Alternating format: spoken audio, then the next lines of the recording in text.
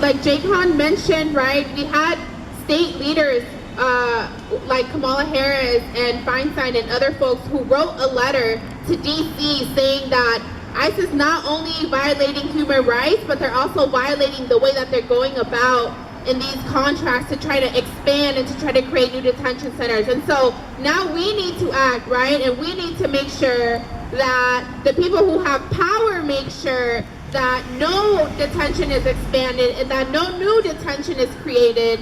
And so it's really, really important for folks to call your elected official and let them know that we need their support to pressure the Attorney General Javier Becerra to make sure that AB-32 isn't violated.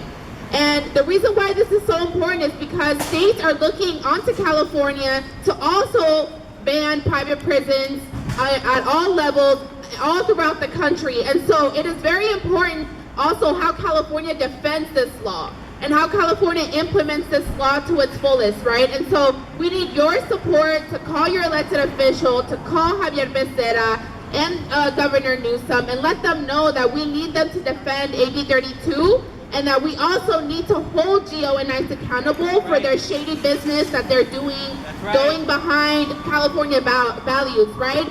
And so the way that you can do this is that there's little papers that were passed around that have his number, both Newsom and Javier Becerra. And also, you can also tweet. So they check their social media. So if you have social media, you can tweet. But most importantly, just continue donating onto bond funds, right? We want to make sure we free as many folks for the holidays as possible.